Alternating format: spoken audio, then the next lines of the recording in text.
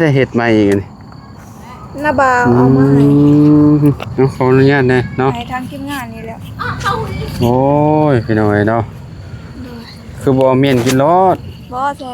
ทางทีมงานกินนำเพราะว่าเฮาหันหาได้กินอยู่น้องเว้นนี่ก็กินแล้วน้องเว้นนี่น้ำบ่ตูนน่ะแม่นก็ทางแม่เป็นคนเอามาให้บ่น้ำบ่าวเจ้าได้กินอยู่บ่ได้กินเขาเจ้าได้หลายรอเพิ่นบ่ได้กินเขาเจ้าได้หลายเพิ่นได้หลายบ่โดยก็เลยปันให้กิน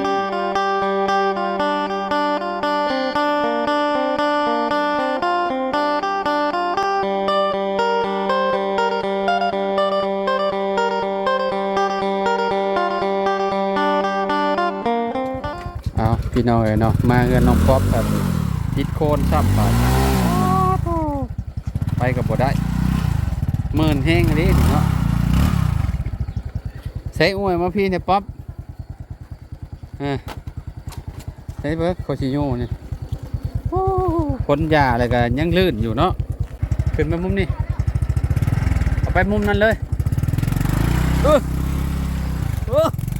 โอ้โหโอ้โหโคตรโผล่เนาะอ๋อโธ่บุทึกหลบทันพี่น้อยเนาะเอาสบายดีเด้อ FC บัสุขุสุคนพี่น้อยสุดโหดเลยพี่น้อยเนาะมองนี่นะโอ้มุนบ่แล้วนี่เพื่อนป๊อปนี่พ่อโตพี่น้อยเนาะจนเมื่อยเนาะวาชิโยให้น้องป๊อปเป็นคนขับบ่พี่น้อยเนาะสบายดีเด้อน้องป๊อปสบายดีเด้อโดยเนาะพี่น้อยเนาะอ๋อได้เห็ดมาอีกนี่น้าบ่าวเอามาให้น้องขออนุญาตนะเนาะให้ทางทีมงานนี่แหละโอ้ยพี่น้อยเนาะคือบ่เมียนกินรอดบ่ใช่ทางทีมงานกินนำเพราะว่าเฮาหันหาได้กินอยู่น้องเว้นนี่ก็กินแล้วน้องเว้นนี่น้ำบ่ตูนน่ะแม่นก็ทางแม่เป็นคนเอามาให้บ่น้ำบ่าวเจ้าได้กินอยู่บ่ได้กินเขาเจ้าได้หลายรอเพิ่นบ่ได้กินเขาเจ้าได้หลายเพิ่นได้หลายบ่โดยก็เลยปันให้กินโอ้ถือว่าน้ำใจเพิ่นสุดยอดเลยพี่น้อยเนาะเด้นี่ผักสาวดอกแคเอาให้อ้ายแบ่งเอาบ่เอาไว้ผัดผักบุ้งไผ่แดงบ่ชุมอ้ายยันกินบ่เบิดได้อ๋อโดยต้องแบ่งเอาล่ะแบ่งเอาลองไปผัดลองเบิ่งไปเฮียนผัดลองเบิ่งใส่อันนั้นเจ้าน่ะเอาใส่อีหยังใส่น้ำซอสน้ำหยังตัวที่ว่าแม่เพิ่นพากมาเด้แม่บ่แม่ยุ้ยด้วยนี่แบ่งกันเนาะคนละครึ่งพี่น้อยเนาะน้องดอกแคเพิ่นเอาให้เฮามาพี่น้อยเนาะเพราะว่าเฮาเอาสิไปต้มใส่หมี่หั่นน่ะเพราะว่าต้มใส่หมี่มันแซ่บได้นี่พี่น้อยเนาะแม่นเห็นอยู่ทางแม่ยุ้ยเพิ่นกินเพิ่นใส่ผักนี่แหละแต่เฮาลืมแล้วจักผักอีหยังเพิ่นส่งมาให้เบิ่งเป็นพวกผักนี่ดีต่อสุขภาพบ่แหละพี่น้อยเนาะผักปลอดสารพิษถือว่าแบบสุดยอดแล้วนี่บ่ได้ใส่อีหยังเลยเนาะเฮือนน้องดอกแคเพิ่นปลูกบ่แล้วอันเจ้าแล้วเฮือนเจ้าก็เฮ็ดอันหัวเมี่ยนอันประมาณบ่ต้องใหญ่ก็ได้ไว้ปลูกผักปลูกหยังไว้กินเองเด้อย่างเช่นอยู่ในเฮือนนั่นน่ะนาบ่าวเฮือนนั้นนาบ่าวเจ้าบ่นั่นก็ได้เราปลูกหมกพริกปลูกอันต้นนั่นต้นนี้ไว้เมี่ยนพี่น้อยเนาะของเจ้าก็ปลูกแบบชำนี้เนาะเอาประมาณเอาชำนี้ก็ได้นี่นี่แบบว่าบ่ต้องกว้างก็ได้พี่น้อยเนาะแต่ว่ามุนงามลายบ่ป๊อบมุนงามมันลายบ่มุนงามแม่นมุนงามตัวดำๆหั่นแม่อ๋อหลายอยู่แล้วแต่ก็บ่ฮู้คือกันว่าเพิ่นสิเอามากินบ่บ่อันใบผักบุ้งคือสิบ่เป็นหยังดอกผักบุ้งแม่นบ่เป็นหยังเพราะว่ามันมิดมันใหญ่อยู่มันก็คันว่ามันบ่หลายโตมันไปบ่ได้ดอกพี่น้องเนาะอันนี้คือนี่แหละสมมุติว่าน้องป๊อบเฮ็ดก็สิเฮ็ดประมาณนี้เนาะโดยปลูกกับฝนตกดุกับบ่ได้นั่นได้พี่น้องเนาะบ่ได้กินคืออย่างเช่นพวกประกาศบางอย่างน้ำมันถึกดุมันบ่มน้ำบวมน้ำมันก็จังน้อยหันฮอดเดือน11นี่เขาเจ้าก็เริ่มแล้วเดือน10แม่นมันหน้าแรงนะว่าง่ายๆพี่น้องเนาะถือว่าปลูกหยังก็ได้กินเนาะ โดย พวกผักพวกผักกาดผักหยังหั่นน่ะพี่น้อยเนาะบ่ต้อง โดย ไปหาซื้อทางอื่นน่ะนะเฮาปลูกกินเองก็ได้ แต่ว่ายามนี้ยากๆแน่นอกจากเฮาเฮ็ดหลังคาเนาะแล้วก็ปลูกคักๆอยู่ โดย แต่ว่าเขาเจ้าปลูกผักคายรีรอหาได้แบบนั้นนะ โดย ป๊อบเนาะคือเฮานี่ครับบ่ได้เฮ็ดอันนั้นกับมันก็ยากๆแน่พี่น้อยเนาะ โดย อืมแม่จะเราบ่ได้บ่สาเหตุแม่ ต จะ อน บ่ แร ได้ กนี่บ่ได้แต่ว่าตอนเช้าอันใดอยู่ อืม ก็เลยปั่นให้ทั้งทีมงานกินน้ำจุ๊บ ไปใส่มามื้อนี้ มื้อนี้บ่ อยู่เฮือนบ่หลังจากที่อ้ายมาถ่ายรอบเช้า อ๋อบ่ไปยิบซิน ไปหยิบสินเตรียม โดยแม่น หยิบสินเตรียมขึ้นบ้านใหม่เนี่ยบ่ โดยไปบันดง โอ้คักแล้วอันนี้เนาะพี่น้อยคือว่าแบบสุดยอดเลย โดย มีแต่ฝากให้น้าบ่าวเจ้า บ่เป็นหยังนะเบาให้กิน บ่เอาไปอันให้เราไปซื้อขนมให้ลูกเรากินเด้อเปล่าล่ะ บ่ตูนเอามาให้แล้ว ฮะ บ่ตูนเอามาให้แล้วทั้งหน้าเบาเพิ่นให้จุค่อยล่ะจุค่อยหันบ่กิน เพราะว่าบ่อยากกินแล้วบ่เป็นหยังได้แล้ว ฮะ บ่ได้แล้ว เอาไปฝากเอาไปให้ลูกน้าบ่าวเจ้า บ่เป็นหยัง ฮะ หน้าเบาให้ทั้งน้องกิน แต่ว่าจุน้องหันกินแล้วเด้ก็เลยปั่นให้ทางทีมงาน สุนเจ้าก็เอาไปเลย บ่เป็นหยังเฮาได้แล้วเด้ ต้องกินจักเทื่อแล้ว สอง ลองเทื่อ มื้อนี้สองเทื่อแล้ว เกียงเฮ็ดน่ะได้ แม่น โอ้ขอบใจเด้อหัวหน้าหน่วยขอบใจหลายๆโอ้เพิ่นก็มีน้ำใจขนาดเลยพี่น้อยเนาะ โดย อ๋อเนาะอยู่บ้านก็ออกคือกันอยู่บ้านข่อยเฮ็ดปัวน้ำแกงนี่พี่น้อยเนาะเพราะว่ายามพ้น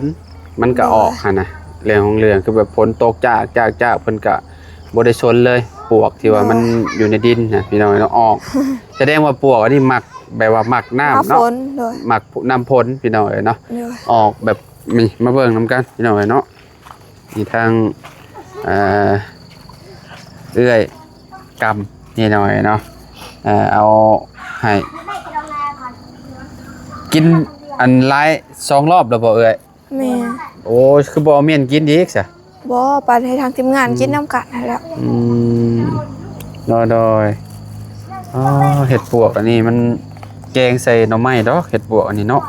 แม่ ถือว่าแบบสุดยอดแล้วพี่ แก น้ ง อย ใส่หน่อไม้ส้มก็แซ่บ แม่นบ่ แม่ แกงใส่หน่อไม้ส้มเนาะ โดย พี่น้องเอ้ย หรือว่าสิเด็ เรี ด ยบร้อยพี่น้อง เด็ด เอ้ย พั เนาะ กอีหยังก็ ผักสไลด์มีบ่ บ่มีบ่ฮู้ซ้ำ บ่ฮู้บ่ โดย บ่ให้ผักสไลด์ได้ โดย แต่ว่าสิเก็บหยังผักหยังให้ไปตู้บ่ พักอีตู่เอาบ่ มีบ่ผักอีตู้ผักนางตู้ มัน ได้ ถ้าก็แบบมันถ้าก็ออก แต่ว่า สิเอายอดมะขามตัวอ่อนๆนั่นน่ะ ฮะแกงใส่ยอดมะขาม อันบ่เคยบ่ บ่เคย แซ่บอยู่ เคยแต่แกงใส่ใบผักติ้ว อ๋อ บ้านเจ้าคุณจักบ่ใบผักติ้ว บ่ฮู้ บ่จักเนาะ โดย บ้านข่อยหอมผักติ้วนี่แบ่งอันนี้ให้น้องป๊อปมันก่อนพี่น้อยเนาะนี่ จะจับกล่องให้บ่ แบ่งรถเจ้าอะไรแบ่งบ่ยากดอกโอเคแลกกันพี่น้อยเนาะน้องป๊อปเพิ่น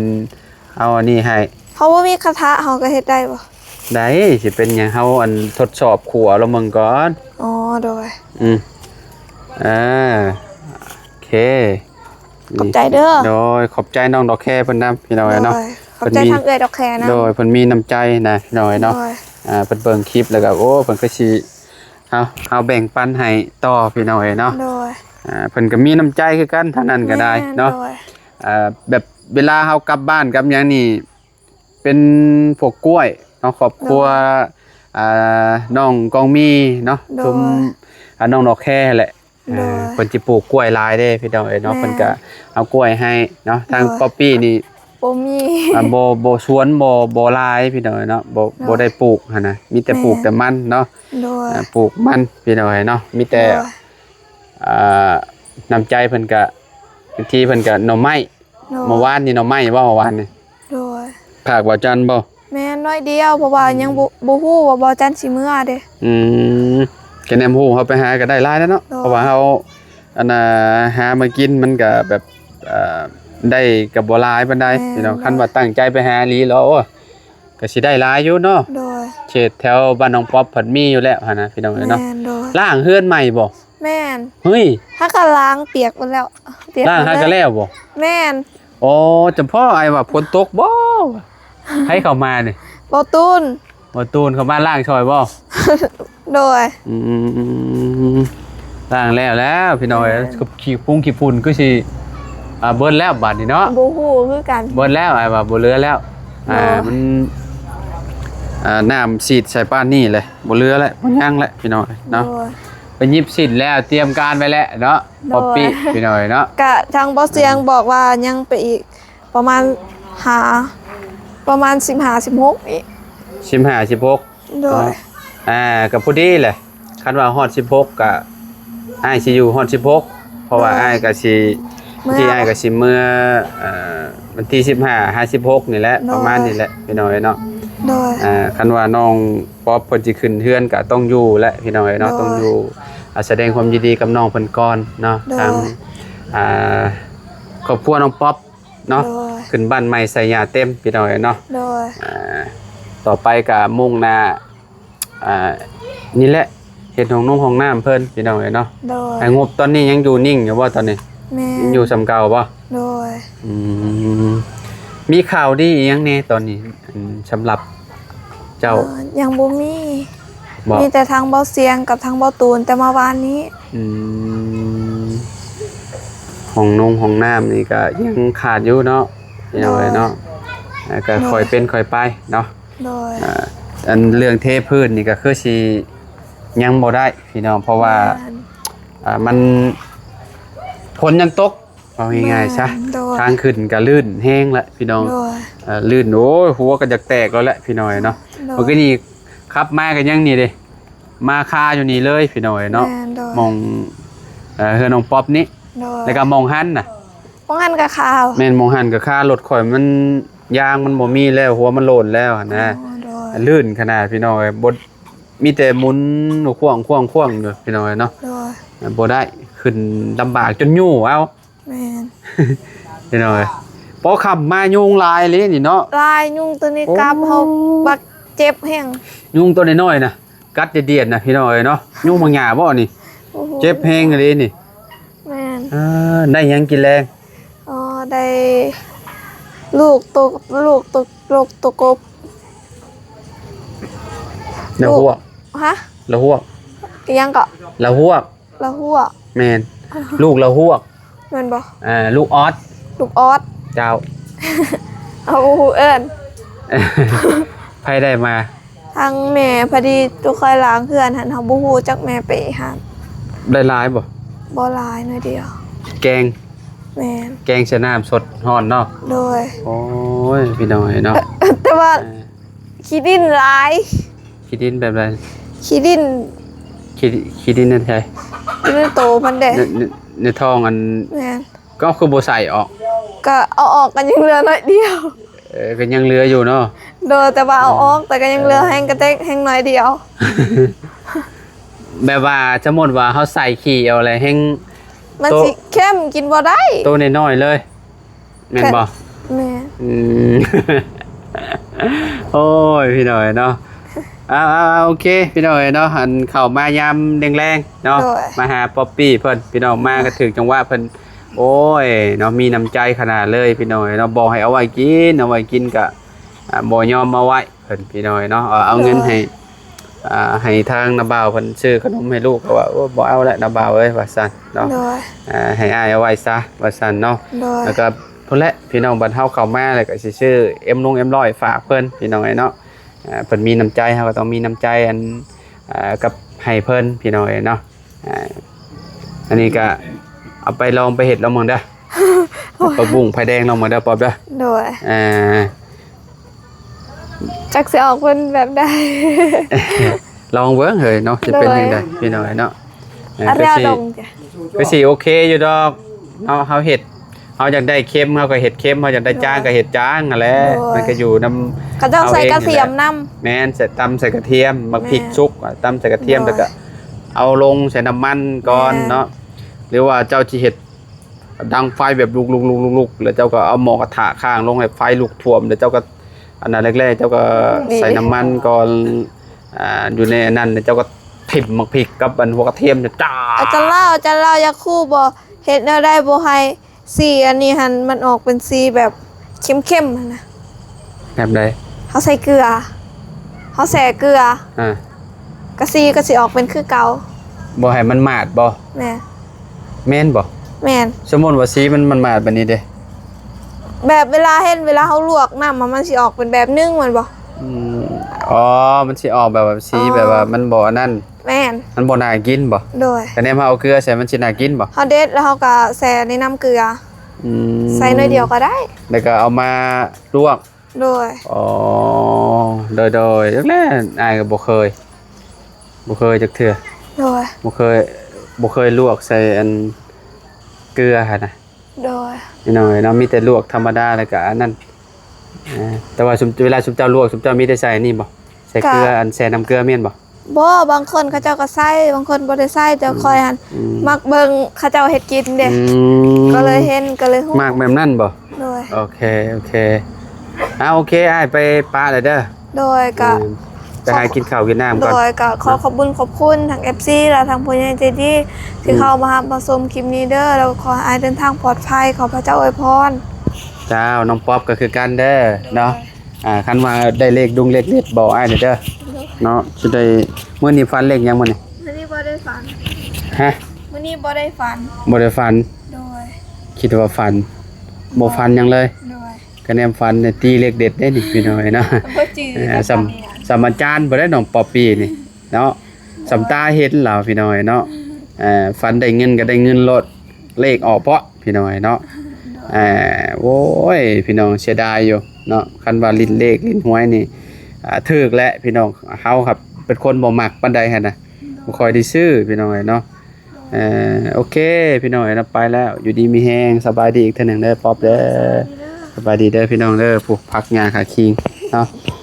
ไปแล้วพี่น้องขอบใจหลายๆเนาะขอบใจโดยขอบใจน้องป๊อปแล้วก็ผมเห็นพี่น้องเนาะที่มารับชมคลิปเด้อพี่น้องเด้อเนาะเอาสำหรับคลิปนี้เนาะไปแล้วพอกันใหม่น้องป๊อปเพิ่นล้างเฮือนพี่น้องเนาะคิดว่าพ้นศาสตร์ใส่สะดอกเนาะที่แท้น้ำที่เพิ่นล้างเฮือนเพิ่นพี่น้องเนาะเอาอยู่ดีมีแฮง